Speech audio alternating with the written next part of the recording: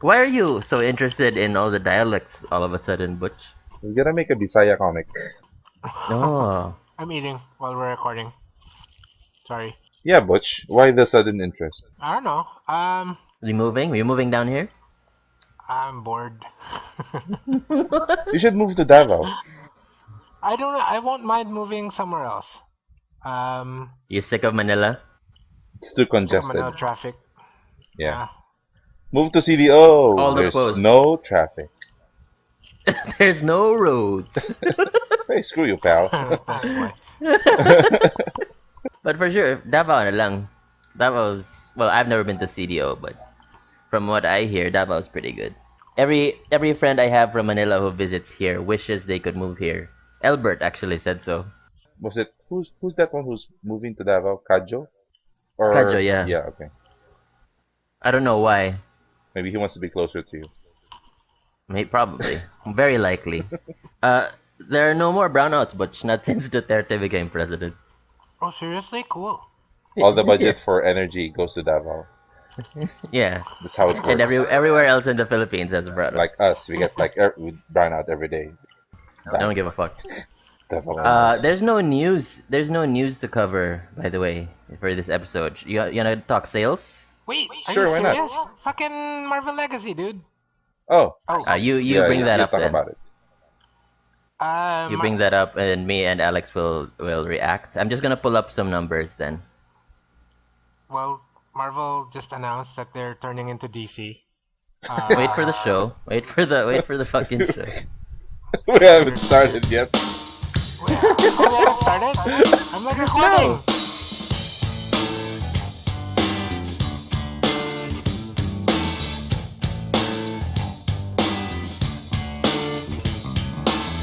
Hello, everybody, and welcome to Tres Comicaros, the number one comics review and discussion podcast in the Philippines. We've been on a 3-week hiatus since the Q&A episodes, just to recharge our batteries, rekindle our love Number one.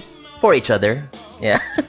uh, my name is John. I'll be your host for this evening. With me are Alex Hello, I'm Alex. I speak Tagalog.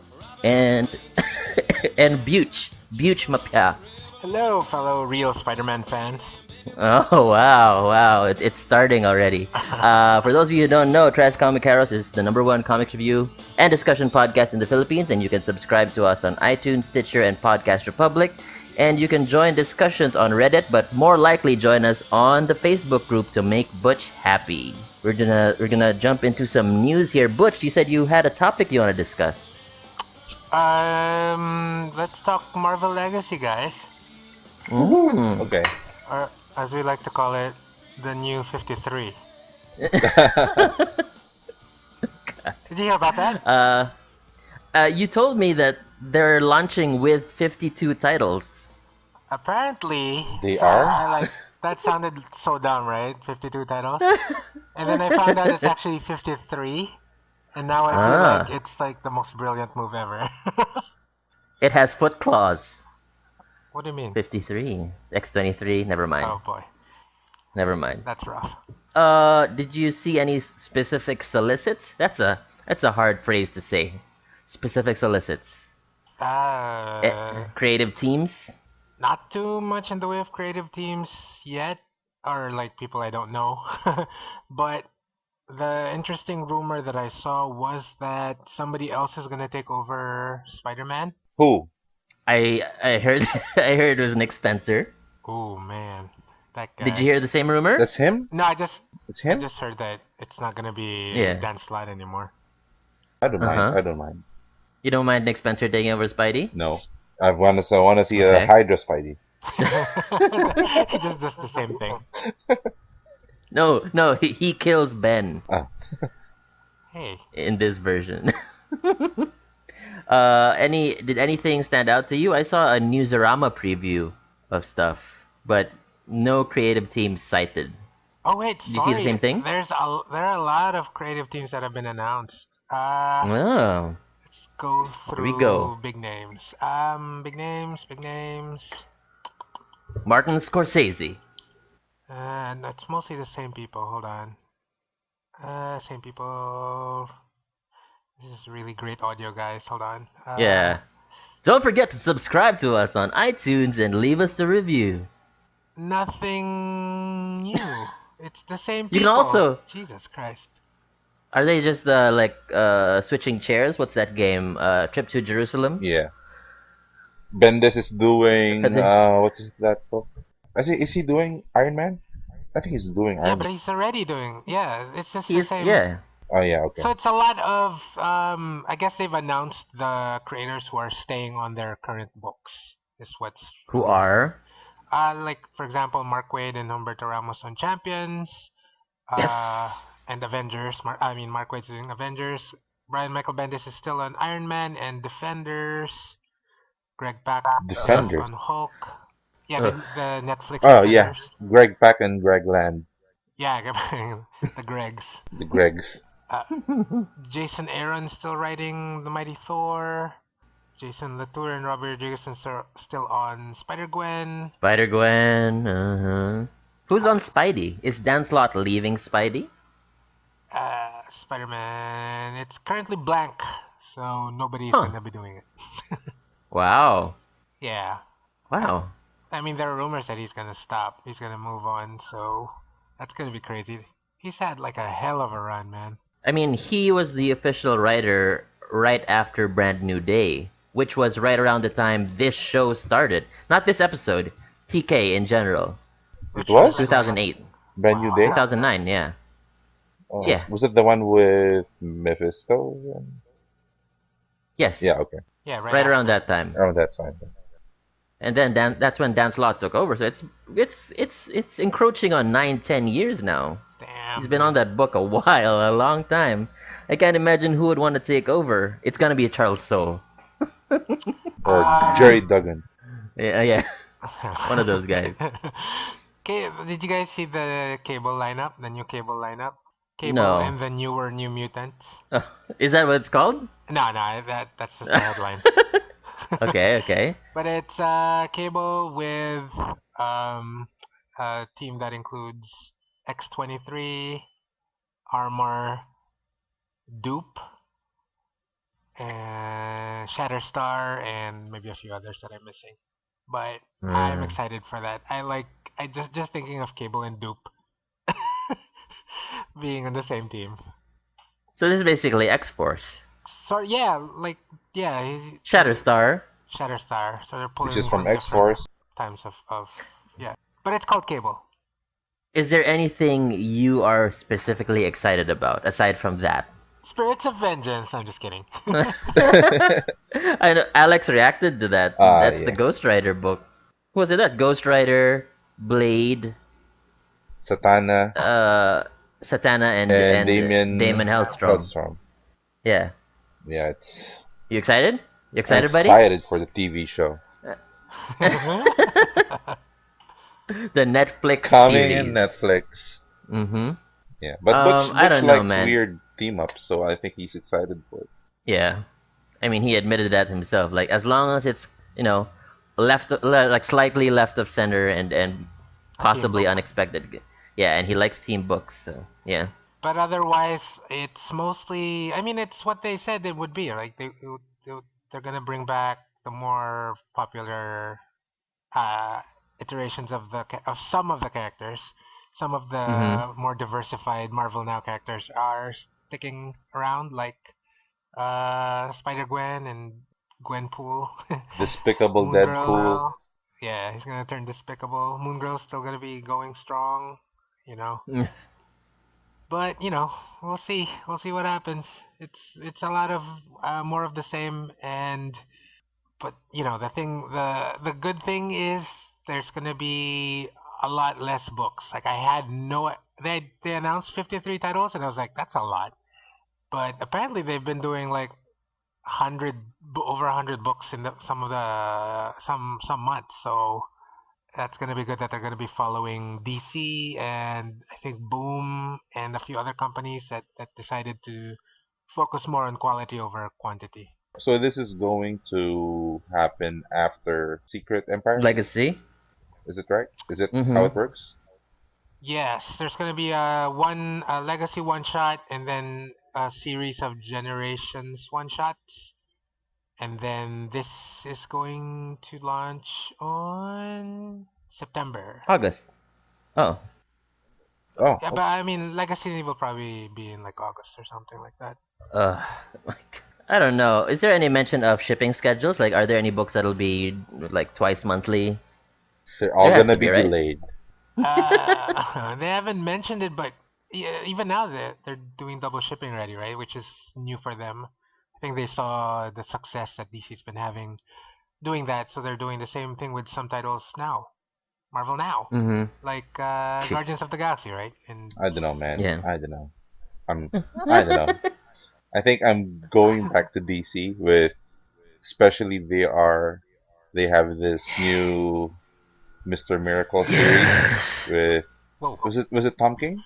Yeah, Mr. Yes. Miracle with Tom King, and we have And Jared's. yeah, we have Batman from Sean Murphy, and what else? the That's it. for That's it. the forge or the metal Yeah, forge. we have that metal thing. Is it is the first Mm-hmm. issue out? I'm not sure. I've read the Not yet. prelude issue, and Mm-hmm. it Forge. is yeah, Forge. With a lot of Romita. But it's interesting. It made Man, me, appreciate what they're trying to do. So compared Mm-hmm. to Secret Empire, I'm actually a lot more interested now with what DC is doing. So Sure. yeah, I might be gonna be a DC fan, but we don't know. I've always been a DC fan. I feel like me and Migs are the DC fans primarily among all of us. You, Alex, Butch, and EJ, I think you guys are primarily Marvel guys. So this feels good because we had this discussion earlier. It feels to me like there are more top talents in DC right That's now true. compared to Marvel. I mean, I'm just waiting for Eminem to switch on over, but like hey, shut up. it really it really can't be denied. There are more top talents in DC right now, and it shows in the quality of the books. And I mean, I've never been and this is the extent to which I'm impressed. Okay, I've never been a Stefan Sejic fan, the artist of Witchblade. But last week or last couple of weeks ago, he did an issue of Aquaman, You did? and it looked amazing. Did you see that? Haven't seen it yet. It looked so good, really, really So good. So Aquaman still check that matters? out. It matters more now, I would say. So It matters Aquaman's more still a now. thing? And he grew a beard, so he matters more. Jason Momoa can't save you. He's yeah, exactly. That'll be news. The news roundup, I guess. Is there anything else you wanted to bring up, Yeah, they're Butch? gonna bring up Azrael. They're gonna bring him back. So Azrael has been back. He's in the detective book. he is Yeah, Which Azrael? the Batman Azrael. Jean Paul. Oh, that guy. All right, Oh Yeah. original. no, wait, the robot. Is it the robot one? I don't know any robot. They're gonna bring back the robot Batman. I'm not sure if it's Azrael. It's not Azrael.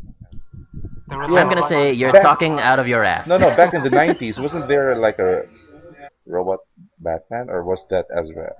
Yeah, Are you talking whatever. about It- Azbats? Is it? You're talking Is about that the one? Azbats, aren't you? Yeah, the dude with the armor, with Yeah, yeah. the The yeah. I think that's it. That's Robot him. Batman. What are you talking He about? looks like a robot, I guess. The Batman Okay, with you where you can't see his mouth, Yeah, sure. with the blades. with the red mouth guard. And the Mr. Sinister wings. Yes. Yeah, I think they're gonna bring him back. Wow. I read somewhere. I No, might be wrong. Uh, I might be wrong. So you might have mistaken that for the metal thing because that's apparently gonna be like a Batman version of Spider Verse, okay. where Batman is gonna encounter all alternate reality versions of himself. So that will probably include. Uh, Asbats was not alternate reality. It was the in canon Yeah, he continuity. is. He So has this he's probably gonna meet. He's gonna meet the Batman. uh what do you call this? The vampire Batman from the Kelly Jones series. I forget the title of that book. He's gonna meet the Kryptonian Batman from that Eduardo Barreto book. I forgot all the titles of these books. They're gonna make a what's that one? Gotham and Gaslight animated show, Mm-hmm. right? Oh, I Mm-hmm. thought of you when I heard about that. Uh, to be That's fair, real you always news. think of him. That's all I've thought about. All right. been thinking Okay. about. No, whatever. Moving on. I've never read Gotham by Gaslight. No? Really? Can't believe it. Do it again. Do it again. Do it again. Really? So, Really? moving on, moving on from DC news, Butch and I saw Spider-Man last week or this week, Earmuffs, right? Alex. We're not gonna spoil you, Lex. And really, Thanks. this review is pointless because people who want to see it have probably already seen it, and You Yeah, can people sure. just spoil me.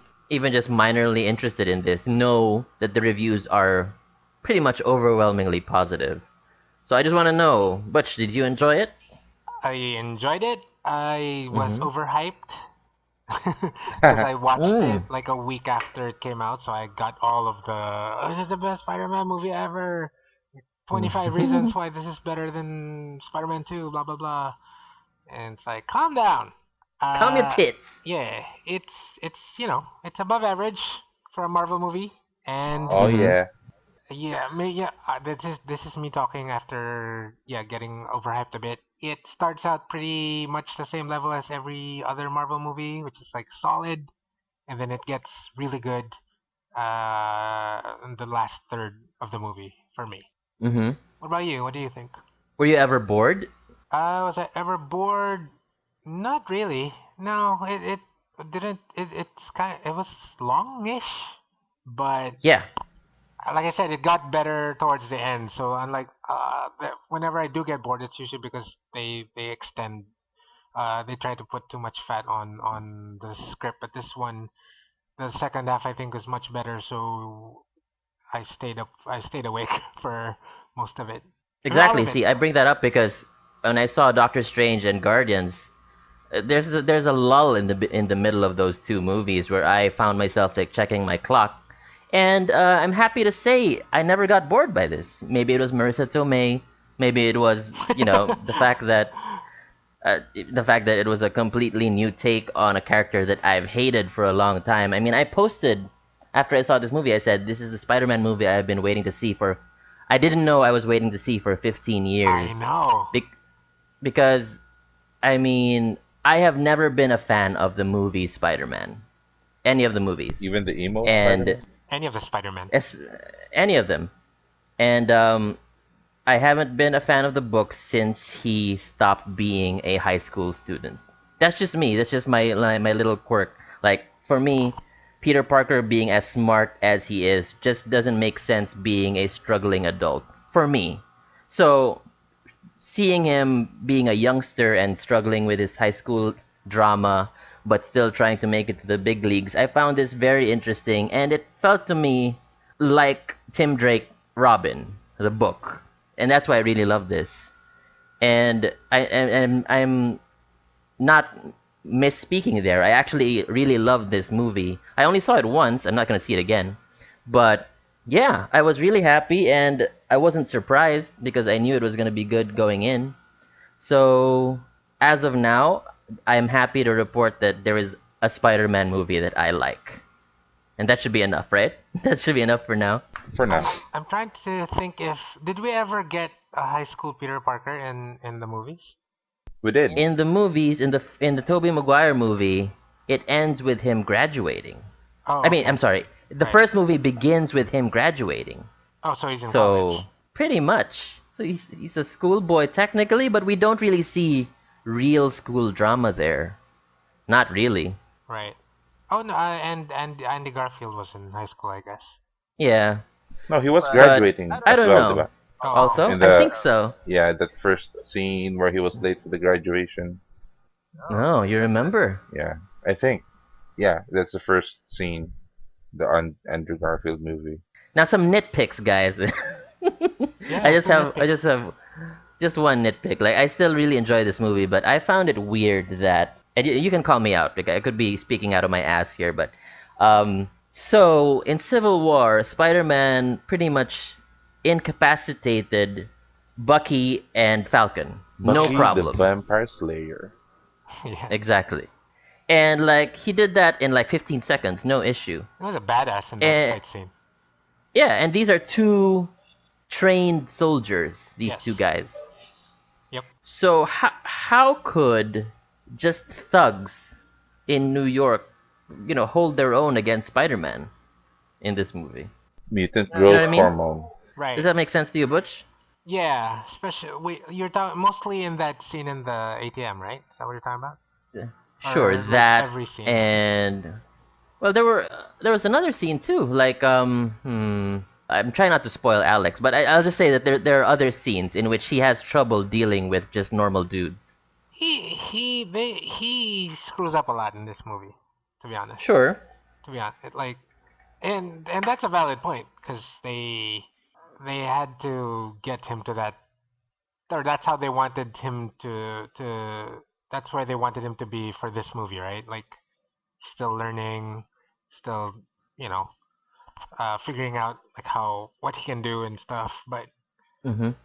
yeah, but I mean, he was totally a badass in Civil War, and they explained part of that, like how he was able to kind of stay with Captain America at least, in which was Mhm. kind of a BS explanation on Tony Stark's part.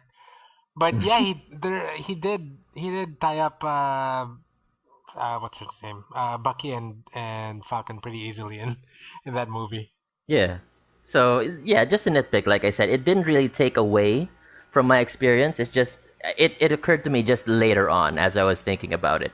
Also, something that occurred to me is the fact that there's hardly any web swinging here, like between Oh, buildings. really? This. All the web swinging occurs like Yeah. I mean, there's web swinging, Mhm. but not like in the past 5 movies where it's like building to building. You hardly see that, which I like because I'm kind of sick of it. It's still a cool spectacle, but I'm kind of sick of it. There's suburban web swinging. There's Washington Monument web swinging. There's a lot of web swinging still, just not building to building. Right. And of course, Marissa Tomei, never a bad thing. So yeah, What about how do you feel about the villain? possibly the best Marvel villain. Just like what everyone has been saying. Right. I co-sign that because he thinks he's right. He's not crazy, Yeah. and there are some real stakes between him and the hero. And Right. that's a formula for having a compelling villain, I feel. That's because he was Batman True, very true. And Birdman. and And Birdman. Boyd Man. So this movie's How about gonna you, Butch? get Anything awards. else to add? My one nitpick or my biggest nitpick is like some of the action scenes weren't done very well. Hmm. I don't know, the camera was like maybe a little bit too close to the action. Like I couldn't figure out what was happening, and some of some of Spider-Man, or not even Spider-Man, some of the action bits. Um, yeah, that was my big nitpick, and I really liked Karen. Sure. Like she was such a Uh, Jennifer Connelly. yeah, the disembodied computer AI voice of Hmm. Spider-Man's suit, and I don't know, like of all the I really like the chemistry that Peter Parker had with her, and without spoiling anything, she leaves for part of the movie and doesn't really come back, and hopefully we see more of her in the next movie because I really I really like their rapport. Yeah. Oh, I'll say one more thing. This is not really a spoiler because it was in the trailers. Whenever the Spidey suit became more like the Iron Man suit, like there was a HUD and everything, Hmm. I felt myself like, oh no, where's this going? Not really loving it every time they did that. And gladly they pulled back from that, and I was okay with the movie again. But in the end, when they introduced the Iron Spider once again, Hmm. I'm like, mm, not totally feeling it. But yeah, maybe it'll be his Avengers 3 armor. We'll see. I don't Yeah, know. because he's announced to be in Infinity War, right? Yeah, That's pretty cool. he, he dies there. He'll be sorry, back. sorry, Lex. He'll be back by the end It's of the okay. movie. It's a Marvel movie. Come on. Yeah, yeah. The gems will bring him back. Hydra, though. Yeah. Okay, so that'll be it for Spidey Talk. Lex, do you have any vague questions that we can vaguely answer for you? Try not to spoil. Do we have other characters introduced other than the ones we see in the trailer, like new heroes and villains? Do you want to be spoiled? You care? Spoil me a bit. What? Okay, there are hints of the Sinister Six. I'll say that. Nice. Okay, that's good. Mm-hmm. I'm good. Okay. Let's move on to some comics talk here. Butch, you said you've been reading some old books this past week.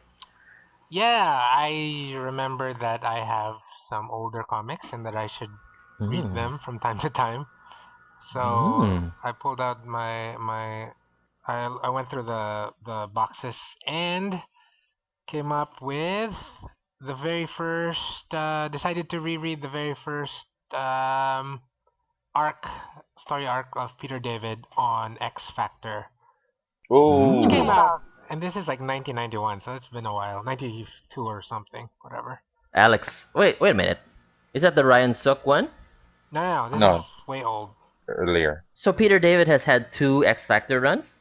Yes, yeah, exactly. Okay. Speak on it. Um, right. So this happened as this is part of the whole sort of relaunch thing that they did during the 90s. So this is part of the Jim Lee X-Men, Will Sportacio, Uncanny X-Men, and Rob Liefeld X-Force relaunch thing. And so what they This did, was this Larry Stroman drawing? yeah, Larry Stroman. So before, Yeah. hey man, he's good. I don't know, man. I love Larry Stroman, dude. Oh, sorry, I can't tell. No, wait. Okay, if you haven't read this, how the hell do you know Larry Stroman? Like from what? I've read some of this. I just didn't know that it was Peter David. Okay, all right. Because Larry Stroman after this, he kind of fucking disappeared for Yeah. like a decade or something. But I do remember, keep in mind, I was like 14, 13, 14 when I saw these, and I was like, oh, who's this artist? There sure are a lot of lady butts in this. Larry Stroman. And there um, are. There totally are. oh yeah. Like when this came out, I didn't like his art, and I think a lot of well, I don't want to speak for everyone, but he wasn't definitely was the least popular of the X artists during this time. Like his style wasn't Who? jiving into the whole 90s extreme Wildstorm vibe, right? Mm. So Chap Yape. anyway, so before this, X Factor consisted of the founding members of the X-Men, Cyclops, Jean Grey, blah blah blah, Hmm. and the event that set all this into motion was the Muir Island saga, which uh, people don't really nobody really talks about that. So they don't really bring people don't remember that storyline very fondly, I think. Even though it was very important because it set up this event, because that's the event that folded in the original team with the newer X-Men, and then so the name the I guess Marvel decided that okay, so we're gonna have two X books. What are we gonna do with X Factor? uh, I mean, I guess they had subscribers and fans ready up to that point, and they're like, the Mm-hmm. name has value. So what they decided to do was get some of the kind of mixed some of the older X-Men characters. So you have Havoc and Polaris, and mix them with the mutants who are hanging out at the Muir Island. Uh, Just hanging out, just chilling. Yeah, guys like Guido, who would become Strong Guy, My and bully. Jamie Madrox, who would, become a really popular character later on, also under Peter David. Mm-hmm. And mash them together to form X Factor, and they took over the role that Freedom Force had been occupying up to this point, which is, the government-sponsored mutant team. Don't forget Wolfsbane. Yeah, don't forget Wolfsbane. She's kind of boring. Anyway, I totally forgot about Wolfsbane. So anyway, so yeah, it's very interesting because of I guess this was was the title that sold the least during the 90s. Uh, and yeah, like I said, like Strowman was probably the least famous of the ex artists, and you could argue Peter David also was, in the shadow of Nicieza and Scott Lobdell during this time. But if like reading back through it, it probably holds up better than the others, which isn't a surprise because you have Peter David Yeah. and writing and yeah, even Larry Stroman's art back then was kind of he's kind of quirky, even though it's not like weird or anything. Like they're they're cool, they have cool shots. You have muscles and stuff, but he has a weird aesthetic, I guess, not just with the way he draws things or what he chooses to draw, but also with his storytelling even. Uh, and Al Milgram did the inks for this arc, and his Yes. work, his inks are really fucking good. Oh, sorry, his Yeah. inks are really good on Larry Stroman here. Just Uh, censor yourself. I don't know why. I have no fucking clue. And I don't know. The storyline is, uh, it's the formation of the team, and they go through. Mr. Sinister like has his sinister behind the scenes machinations as he's doing something nefarious and stuff, and he trying to what's the word? Trying to discredit the team just as it's forming. Hmm. So that's that, I guess. There's not much to say. This story is like 25 years old. I'm sure you can pick it up in some Peter David X Factor Visionaries collection or something like that. But that's the real reason to pick this up is obviously because of um, Larry Stroman, but the Peter David is, I don't know if he's still known as this, but he was really good at writing humor, or he was known for it sure. even before. And this book is really funny. That's like the main reason to pick this up. If you like these characters, and obviously he can handle characterization really well. Uh, I unfortunately I also read the first issue of Brian Hitch's JLA. Uh, Hmm. and I mean, it's not a fair comparison, not a fair thing to do, but the like the just the voices that Peter Yeah. David's able to give the characters, like you can even if you close your eyes and, well, don't close your eyes, you won't be able to read it, but if you close your eyes and have someone else read it to you, like you could, okay, that's obviously Quicksilver talking, that's obviously Jamie Madrox speaking, and then I had I'm a multiplying. I'm a multiplying man. that's That's exactly what Jamie I hear. Madrox. Exactly, yes. But then you look or I read the first issue of the Justice League of America, and they all speak alike except for Batman, and I mean, it's easy to make Batman different from the others, right? But I mean, I'm a Batman. so it kind of threw a spotlight on that, like, oh shit, like that's what This sucks. a more seasoned, no, shut up, a more seasoned writer, a very extremely capable writer can do. Like these are real characters. They talk to each other, and you're not just hearing Peter David's voice, just explaining things or whatever. That's really the best reason to read the book. Characters. Are you gonna continue the Hitch JLA? Yeah, for the art. I mean, I only read one issue, so maybe it's not fair. Like I said, maybe it gets better. Uh, Oh, it doesn't. oh, No, you you. read it? we yeah, No, it doesn't I get did. better. Wow. You Not both of you really. read it? Yeah.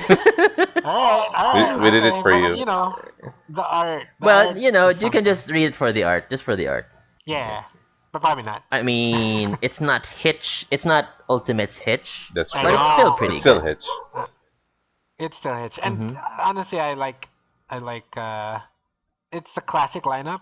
Well, except for uh, I mean, if you're looking for Barry and Hal, like they don't even have Hal in the Rebirth JLA, right?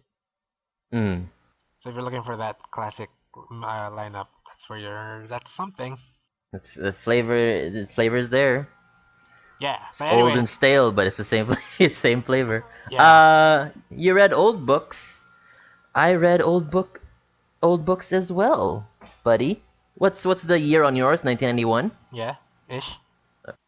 Mine is from 2001. 10 years later, more fresh than yours. Still pretty old. Still fucking old.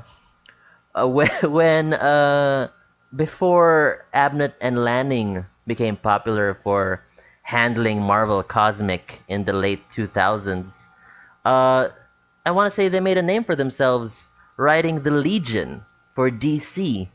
And that's specifically what the title was called, just the Legion, not Legionnaires, not Legion of Superheroes, the Legion, with artist, some of you might have heard of him, Olivier Coipel. I heard he's I know good. that guy. And dude, even back then, Coppel was already a beast. Like you can sort of see that it's not as polished as his Avengers and not Avengers, his Thor stuff and the stuff that came with Siege. It's not as polished, but you can definitely see like the beginnings of him. You also got to note that he was being inked by I forget who's the inker, Abnett or Lanning. One of them. One of them was inking Coppel, so it wasn't Coppel inking himself or a Mark Morales. It was none of those things. But it was this book. This book looks great. If you are not a fan of the Legion whatsoever, or have never heard of them, this is a great introduction to the book.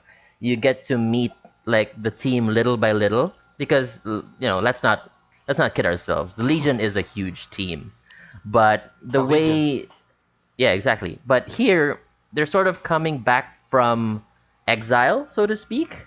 I'm not gonna get into that because it's its own story, but they're coming out of exile from deep space. So it's sort of like a getting the band back together book, which I really love. It's probably my favorite thing. And everybody looks just 10 times cooler because it's Coppel drawing them. And minor spoiler, to connect the Legion with the larger DC universe, because this has always been a problem with the Legion because they're in the 31st century, I believe. So they're far flung.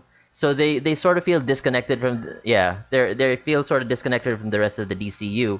Hmm. But what Abnett and Lanning did in this arc, in the beginning arc, is that their villain is Ra's al Ghul, surviving centuries after he fought Batman, Hmm. Makes sense. and it's just awesome what he's doing. Like you can tell that Ra's al Ghul has not been wasting his time all these centuries, and I like that. and he just he can take on the Legion guys just being himself with the knowledge he's acquired over the years. Like he fought Batman, so of course he's practically as prepared as Batman.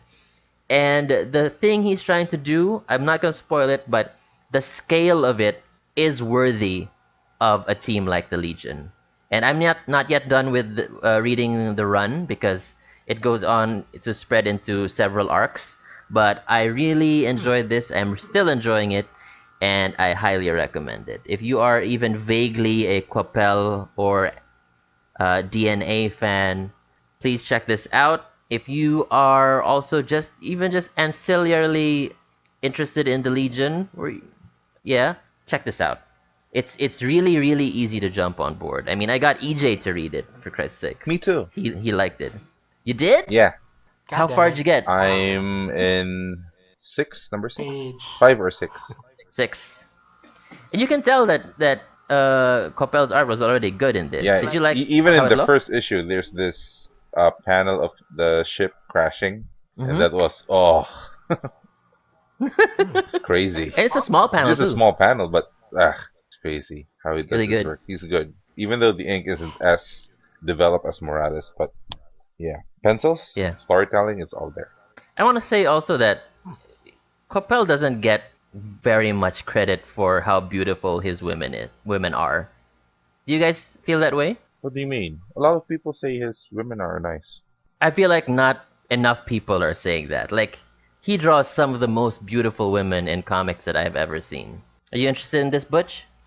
I am very interested. Does it start Yeah. with a number one? Yes, from Oh, okay. 2001. Okay. All right. I'll read it. Mm-hmm. Okay, so it's Mm-hmm. good. I know Legion is like they've been around forever. They have so many members. They've gotten through like a continuity altering shit. Like, will Mm-hmm. I be able to follow this without googling I think or Yeah. Wikipedia? if Alex was able Yeah. to, I'm pretty sure you will be able to. You'll get it. You don't need an All right. in-depth All you need, knowledge of. all you really need to know is that in the future there's no longer a JLA, so the government has put together the Legion, which is basically a Justice League of the galaxy. That's all you need to know. Okay. Fine. I'll read it. And it's those kinds of sets. Yeah, Lex, what did you read this week, buddy? I haven't read that much comics. I started reading Legion because EJ read it as well. Aside from Mm-hmm. that, I read something from DC. It's Superman. Mm, Gotham by Gaslight. I read it a couple of times, but not this week. I read Superman number 21 to 25. Whoa. Um, it's an arc where you have Superman and Sun with Batman and Robin. So Batman and Robin Mm-hmm. visits Superman in their small town um, because Batman was saying that Superboy, or what's his name, John Kent, Jonathan. yeah, is like overpowered or something. There's something that he needs to look into it. Um, Mm-hmm. he's supposed to be more powerful than how he is or how he is being presented. So it turns out there's something that is trying to control him, control his powers. We are reintroduced to a new set of villains that were actually secretly living within the city. These are aliens. I think they're called the Elite Ooh. Five or something. But they were also manipulated by another supervillain or another villain in the name of Manchester Black. Oh, That it's the guy. Elite. It's the Elite, yeah, They're the Elite. back. I think they're from the TV, the animated TV show. I No, haven't read them in books. they were in They're comics first. Yeah, so yeah, Joe Casey. I haven't really, I have no experience with them, but how they were maybe reintroduced into the Superman mythos post New 52, and they are were living secretly in the new home in this new, small town that their Superman is hiding from. Um, I liked it Mm. very much, considering that I haven't been reading Superman a lot, and it's by Tomasi and Gleason, Hmm. and some of the parts is Monkey. also by Monkey. Hmm. Yeah. Yeah, it's a Are you reading Super Sons at all? that one. I think I read the first issue. It's Hmm. yeah, I haven't wasn't able to follow it, but yeah, I think I'm gonna be reading a lot more DC books. Yeah, with what I've been reading lately, I kind of liked it more than what I've been reading with Marvel. So I'll Traitor. try it. Yeah, I sorry. have not touched Tom King's Batman at all, and I think I'm gonna start soon. Yeah, me too. Everybody's fucking 'Cause- talking about it. yeah, I feel like I need to get on Yeah, that with ship. that Bane thing. Uh, With was it the one with Bane? And the uh, l- oh lately what people are talking about is the proposal. What proposed? He proposed to Selena. What? yeah, Did man. Okay, I'm gonna Yeah, dude. reread that first with. I think I'll start with Tom King when he did the one with Bane, and then maybe follow through the rest of the books that follows. I highly recommend beginning with number one because he's Okay, really telling one huge story, okay, and it's all good. okay. That's what I hear That's my anyway. next project. Didn't he? Didn't he write Batman Elmer Fudd? Or am I mistaking that for Yeah, someone else? Okay, that's Batman. he did. Mm-hmm. That was good. Oh, actually, you guys want to talk about that? I haven't read that, and I feel like we have a little bit of time to fill in here. Talk about Batman Elmer Fudd. Yeah, sure. Go ahead. How they portrayed Elmer Fudd and the other characters in the Warner in the cartoons. It's really interesting. Um, Tom King was able to, I don't know. It's an enjoyable book. I don't have much words that I can, describe. Um, what's his name? The artist Lee Weeks. Lee Lee Weeks. motherfucking Yeah, Weeks. Lee Weeks, man. Lee Mm-hmm. goddamn Weeks. It's like Wee it's weeks. like a classic Wiki Wee Batman Weeks. weeks. story Wiki with Weeks. Elmer Fudd. And why'd you like it? Because it has nice art. Oh That's my it? god, the art Come is on. great. No, the thing is, if you so it's only one issue, right? It does exactly what you want it to do, which is service fans of um the Hanna-Barbera cartoons well, Batman fans too, I guess. Uh, there are a lot of like references that King sneaks in. No, so okay, so it all right. So the basic thing is it's a noir story. He decided to take it in that direction, which is so interesting. Um, and Elmer Fudd is kind of like a bounty hunter, and most of um the winks to Hanna Barbera cartoons happens in like a bar where Elmer Fudd goes to, and the other patrons in the bar are all like noir versions of famous Hanna Barbera characters, like Sylvester's in there and Yosemite Sam, and that it's so amazing because he he like integrates their famous catchphrases or like little Easter eggs about their dialogue with, Wow. but he uses, it's hard to say, you have to read it, I guess. He uses them in, like, it's been a while since I read it. He uses them in the context of a noir story. So you have like noir Nice. cliches mixed in with Hanna-Barbera Looney Tunes cliches. And you're just gonna like, Uh, yeah? Before you continue, I just want to point out that Alex didn't point out any of this whatsoever when he Sorry, described the book. I just say I don't know. Well, I've lost. No, I can't. yeah, but and he's probably like, because the emotion of it. If you're a fan of the cartoons, and I'm not even that big a fan, but obviously people of our age have watched our share of those cartoons. You're gonna like mm-hmm. smile and chuckle, like, oh, that's a cute little thing, and Well, I like your laugh. uh, It's so genuine.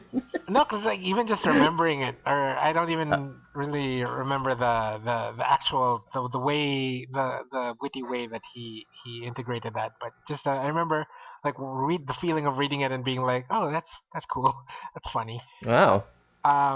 Yeah, and that's it. Like it's a little bit fan servicey, which I was like, for a while I was like, oh, that's kind of cheap, but then when I got to the end, I'm like, no, that's exactly what you're coming for, and he was able to do it really well.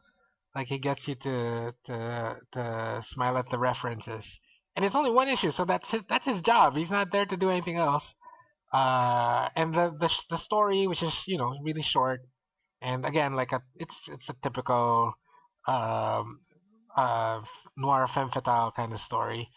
It's nothing new, but he paints the world, and I mean, well, I guess Lee Weeks paints the world, and the way he populates the world with the characters, it just makes so much sense, and it's endearing and funny. And I looked at the other books because they did like a series of these. The other ones looked really terrible, so I'd avoid them. Hmm. But this one, and it's gonna be hard to get this one because the fucking it's like $30 now or something. The last time I checked on secondary market because everybody wants to read this. I saw that there's a Wile E. Coyote Lobo. Yeah, There's a I had hopes. Tasmanian Devil Wonder Woman. That looked terrible. Uh, there's a Marvin the Martian and Martian Martian Manhunter. Manhunter one. Yeah. Yeah, yeah. Uh, but just with these lineups so far, I feel like these are more interesting than the Hanna Barbera stuff. Like I love that stuff, but really only one of those was a hit for me personally. And I feel like this has more room to grow. This Looney Tunes crossover, but it's just supposed to be a series of one shots. You said? Yes. Yeah, series of one shots. I don't know if they're gonna do more. And each issue has like a, I think it's like split into two. Like the backup is more of a cartoony kind of style, then the Hmm. main story is more realistic or superhero kind of vibe. Interesting. But this Okay. one is really good. Everybody should, if you're a fan, read it. A fan of the cartoons, especially, check it out. So good. Lex, you didn't mention the art of Wee Weeks very much. Are you not a fan of Wee Weeks? No, I'm a fan. I mean, that's what got me No, to. Alex, Alex. Oh, sorry. Go, Alex. Yeah. I'm a fan. Okay. Okay, that's Well, it. Are you it's blushing? wait, hold on. I think it's did he color it? Who's the colorist? Anyway, Oh, who the color? I don't know. I think he's doing Let me look. digitals here, but the way Yeah. it was colored, it added more to the noir feeling that they're trying to portray. And Okay. okay, when Bush was saying that there are Hanna-Barbera characters that are in the comic book, they are not drawn like, You mean Looney Tunes? oh yeah, Looney Tunes. They're not drawn like very obvious ones. Tom King's dialogue helped, and probably just some of the features were used for each character, and it's for you to figure it out, and that's half the fun. It's not too obvious, but when you get it, oh, that's him, or that's the gun with the mustache, or the Martian. Yeah, Guys, I'm gonna ask the most important question here then. Is there any Lola Bunny in this book? Uh, not that I not could yeah. see. They might. Okay. She might be in the background somewhere. Okay. By the way, Alright. the number one, it's not Hanna Barbera. I keep saying Hanna Barbera. It's Looney Tunes. And number two, Yes. the colorist is frickin' I don't know if you know the name Laverne Kinzerski. Did you have a Laverne. stroke or? I know him from Youngblood, from Rob Liefeld's Youngblood from Uh, 1992. But Oh, he's still around mm, apparently, and yeah, like Alex said, he did a good job here. wow. Impressive. Always thought he was a girl. How do you know he's not? I read some interview.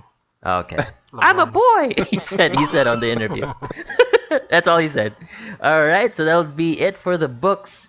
Before we move on to our panel discussion, guys, we have back in our program a much anticipated, much requested favorite segment called Comic Shop. Oh oh no. no, why? Walking into the Cloak and Boy comic shop, being currently manned by Alex and Butch, is a teenage boy, Uh-huh. a sad looking fellow actually. He seems to be down in the dumps, Oh. and he walks in and he says he's looking for, hey, you got any good comics with some nice, like, relationships and stuff? Relationship comics? It doesn't need to be a romance comic. I just need a book with characters with meaningful relationships. You got that? You got some of that? I really need that right now. Oh, Well, guys, like what kind of relationships you're looking for? Yes, someone's interested. he just said meaningful Meaningful relationships. He seems to relationships. be I don't know. You can't really tell if he's hetero or any alt gender, but he just seems to be looking for a meaningful relationship in comics or a story with that. So, what do you recommend? All right. So I swear we did not. Yeah. We didn't talk about this beforehand. We didn't You didn't get his practice. But name. Yeah. You didn't get his yes, name yet. this is. But honestly, if somebody asked me, I mean, honestly, you are asking me. Hmm. Fucking X Factor by Peter David, and honestly, not the first run. Even though, like I Okay, said, okay. it's the first one's pretty good, but the second run, His name's Dylan, by the way. that's a stupid name. I'm sorry, Hey. you sound suicidal. Dylan, Yeah, All and the right. crow. The cool thing about X Factor is, for one thing, one guy writes a shitload of issues.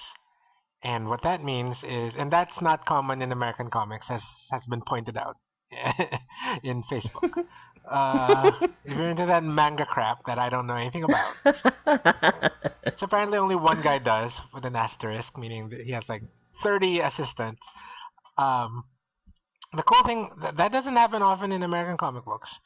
Most of the time, artists are replaced in like 4 issues, or like 1 issue if you're Marvel. But even writers, honestly, I have no idea why this is, but writers get replaced after, I don't know, whatever, like 20 issues or something. Yeah. So obviously, if you want a relationship can be short term. Those are fun if you're into that. But like I guess any kind of meaningful relationship, you need time, and Mm, if you want time, learning a lot. you need to not get fired. You need to not get fired. Uh, if and Oh. Peter David is one of those writers who, for some reason, he tried to figure out if this is true. He sticks around in his projects for a while, so he's kind of in that mold of like a Mark Wade or a Fabian Nicieza. Even they don't write for 6 issues. They don't write for 12 issues. They write for like 5 or 6 uh, trade paperbacks, right? And okay, so the X Factor book, when it was relaunched, it started a bunch of characters that he's had experience with, and some characters that are new to the book. So he had like Strong Guy and Madrox, who he wrote 15 years earlier. Guys like characters like M and man, I can't even remember. Wolfsbane. Siren. Yeah, Siren. So, characters who have been around. That's what I'm trying to say. Characters who have been around. Uh, well-developed characters already at this point. So he. It was a little bit of a challenge for him that these aren't new characters. He had to grow them, I guess, and he had the space for it, and he explored the relationships of these characters. Like I said, they've been around, so these people know each other. Some of them were on teams on previous X teams, and so he had to figure out, okay, so uh, what do these characters? What can I do with these characters? And he goes to places that are very interesting. Like you didn't specifically mention romance, that you're not really looking for that, but there are a lot of interesting questions about I'm not uh, gonna turn it away. about a character like Jamie Madrox, who is definitely the star of the book. Uh, what happened? What? Because a guy can multiply, and each copy of his has a different personality. What if one copy likes one female member of the group, and then another copy likes the other or one of the other females? Like, how is that gonna make things complicated? You bet your ass. What if they sleep? What if they like sleep with each other? Not not the copies. I mean, what if one copy sleeps with M and another copy sleeps with Siren? What about Wolfsbane? Wolfsbane finds out. But Guido, Oh no! Why didn't any copy sleep with me? So that's gonna Does that happen? Does that shit that happen? yeah, that happened, and it's like, oh, with okay, so Ran. let's explore. And then he later on he adds in characters like Shatterstar and Richter. They are sort of famous for being in a relationship. Mm-hmm. Uh, Shatterstar. right. And so yeah, there's a lot of stuff going on there, and that's not even talking about the villain. Uh, in some ways, the plot and the villains are not the main point of reading the book.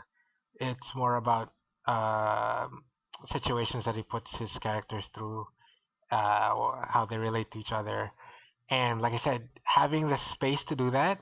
I don't know how long his run was, but it it must have been like at least I don't know, 5 or 6 years. But yeah, I would recommend that book definitely for anyone looking for that, for characterization and relationships in your comics. Okay, listen, that all sounds good, but I don't wanna. This is my first comic. I don't wanna invest too much. How about you, dude? You other dude? Is there any short, easy to buy story that has a meaningful relationship that I can get into? It's a tough choice. Don't say Hellboy. No. Uh, I'm not good at this.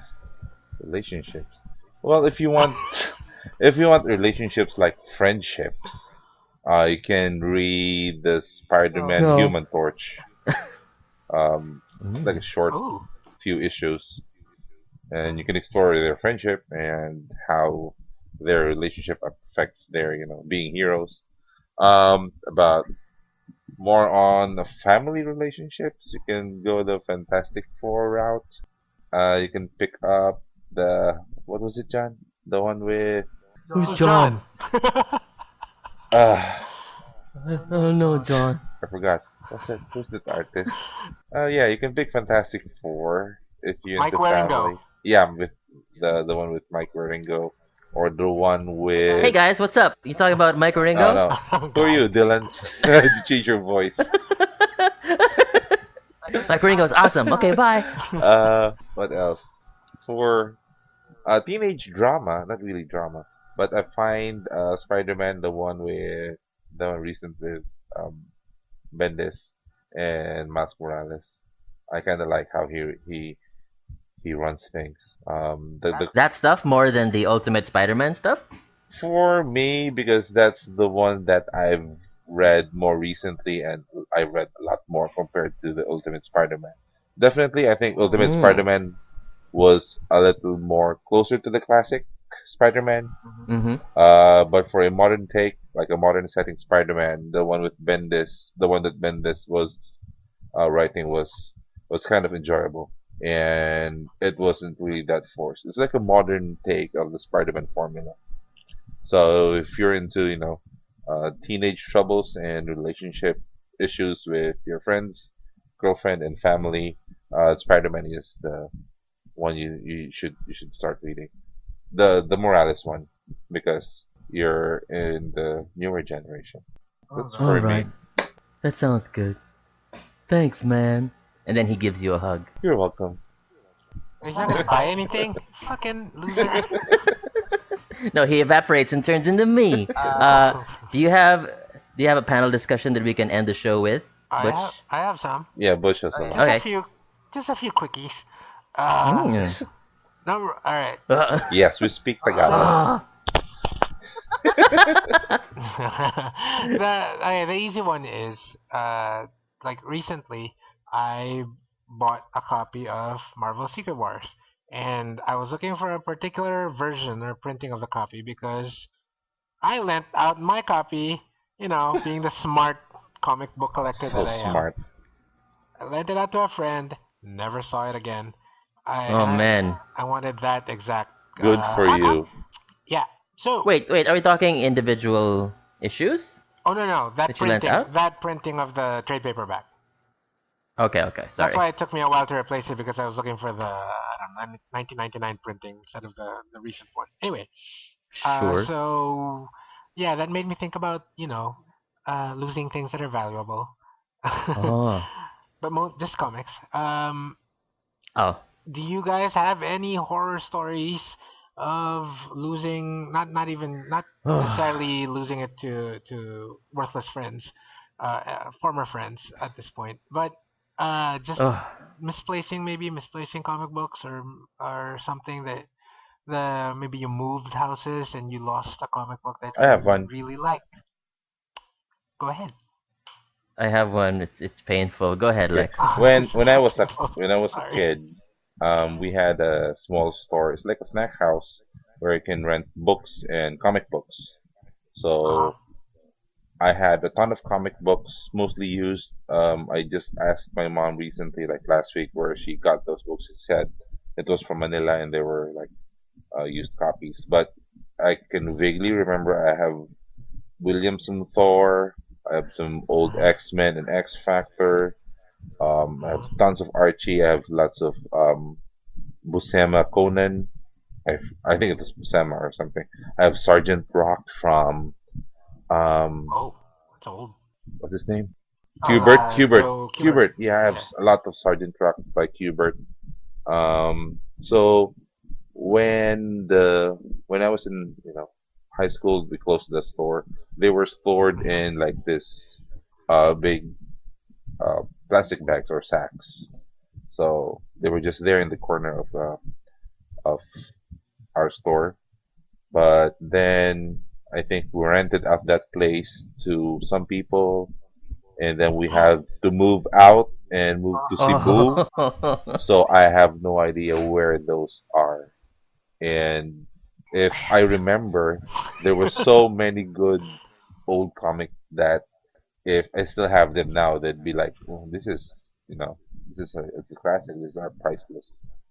So Was it like a box? A box worth? no, like Sounds like a lot. 2 or 3 sacks worth of comics. It's a lot. Yeah, Sacks? like they were piled that high, but they're in like a big transparent plastic. So like So around it's like 100 comics. it's more than that, man. Like Oh wow. Oh shit. three and a half feet tall plastic bag. Like I have 3 of those, so you just pull things out and read comics while I was manning the store and copy it. Mhm. Yeah, it wasn't the most of the comics are like 80s because they were the paperback um dot matrix print. So none of those new were 90s comics, but still, like very old classic 70s, 80s comics, like even Sergeant Rock by Kubert. If I still have those, I can just look at the art and study his Yeah. storytelling. So Williamson Thor, yeah, those ones. Conan. Simonson Thor, you mean? No, the Thor by Simonson. Yeah, Simonson. Sorry. Yeah. So yeah, those Wow. pretty painful. And it's all It's gone? all gone. Yeah, when we left Bicol, because that was in Bicol. When we left Bicol, I've never I never carried a copy or any of the comics that were supposed to be ours. Not even one. Not even Like one. none of Yeah, them got saved. I Oh, that's maybe so it sad. was stolen or we lost it or whatever because we rented out There that goes your place. childhood. Yeah, Mm. so we don't know where it Oh is now. man. Good thing it never like rains really hard and floods in Bicol, right? It does. I'm not sure if it was, I- yeah, because there was a time where there were heavy yeah, they're rains. gone. Yeah, we had like 3 week power outage. So maybe Heavy rain. it was gone in the flood or somewhere. But yeah, pretty Oh. painful. Top that, John. I won't be able to. Mine isn't as bad as that. But back when we were teenagers and we didn't have jobs yet, you would fucking take care of the comics you bought because you bought that with your lunch money that you Hmm. saved up bit by bit over a week. Like, sure, it's easy now when you're a professional, whatever, you have a job, but like before, you starved for your books. And that's exactly what I did to save up for all the floppies of Battle Chasers, Danger Girl, and Crimson as they were coming out. I had them Cliffhanger. all. Yeah. Yeah, exactly. And I was 14, 15, so that was my jam. Being a X-Men and Gen 13 fan, I bought all that shit. Hmm. And then my first real job that I kept for like a year, a couple of years, was as a call center agent, which required me to sleep night out to work nights. Hmm. So one night, I went off to work, kissing my comics goodnight, and Hmm. then leaving the house. As you do. Exactly. And when I got back in the morning, I had breakfast with my parents and my uncle. Well, it's not there yet. I'm And my sorry. uncle, who was visiting from Ormoc, and he was in town just for from medical stuff. And apparently, it was a pleasant breakfast, and I was kind of tired from work. And apparently, he brought his sons with him, Oh my fuck. Uh-oh. young cousins. Oh shit. And then as we were eating, they said that Oh no. my parents said that they let my cousins read some comics Uh-oh. because they were bored, because these are like 8, 10-year-old boys. And I was being polite and enjoying my breakfast, and my heart was already in my throat at that point, but from the stress. And I was like, oh, okay, I'm gonna eat really fast to check on my books. And I went to my room, and sure enough, the boys were asleep. Okay, but as opposed to how I would meticulously put each issue back in its polybag, or in its bag and Yeah. board, Yeah. they were just rushedly stuck back into the shelf. So some covers were, what do you Oh. call this? Folded. Folded. Yeah. Yeah. And from the pressure, some pages were also creased. And these were comics that I had kept in near mint for like 3 or 4 years Uh at this point. So my heart just sank. It's not as bad as Alex's story, but this was a time in my life where I was like oh, spending all see. my own money to buy all Yeah, that shit, it's still pretty and painful. in one morning it just came crashing down. But I will say that is sort of when I switched to trades. I stopped I stopped buying Floppies. floppies around that point. Around that point, yeah. What about you, Butch? You know the horror story version of your story would be like that's why I was like laughing because I figured I was like when you got home and you were eating and then there's like Uh-huh. and your cousins were like what do they call you like Kuya Yani, yeah, Oh, exactly. Well, you know oh me. yeah, yeah, comics, you know those comics you left, they You they sound read just like my cousin. they read so good, but they taste even better. And then you look down as you're eating, and at the end of your fork is like an Abby Chase page or something. Jesus I Christ. know, it like popped into my head while you were like telling your story. I'm like, oh, what the hell am I thinking? You're a fucked up jerk. You're a fucked up motherfucker. It's like Red Monica at the end of your fork. Crimson? No, omelet. uh, anyway, And then fucking you say that's what happened to you? no. That's a great uplifting story. Mm-hmm. Are you ready for mine? Sure. I'm Mine is. sitting down. Let's get serious a little bit, guys. Let's go. You can add the dramatic music here, John. Okay. Ding ding ding ding. When I was a wee boy, uh, it's a long time ago, obviously. And my mom used to give me like used to buy comics for me, right? Because I was a kid. I couldn't afford comics like you, John. And she just like she knew I was a few years into my hobby, and she knew that I was into it, right? So she'd sometimes go on trips to the states, and she'd buy me comics. And one day she came home with Wolverine #1. And this is when number ones meant something, right? This is fucking Mm-hmm. Wolverine #1. Uh, it was from his first series, not the miniseries with Frank Miller, the first series with art by John Buscema. Mm. I don't even know if you know the cover, but it's kind of famous. It's the first appearance of Wolverine as Patch. I Uh, don't know any of that. yeah, whatever. So it came out like in 80 something. So this was like maybe this was like maybe 7 years after it came out, something like that, 6 years.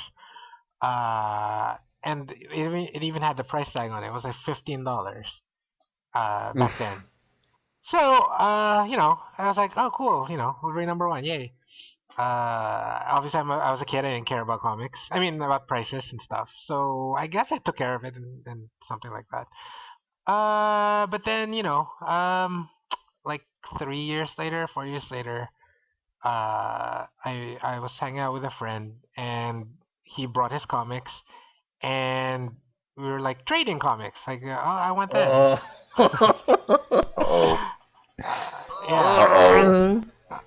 So I saw his The comic. music has changed in the background. The music has changed to Duel of the Fates from Phantom Menace.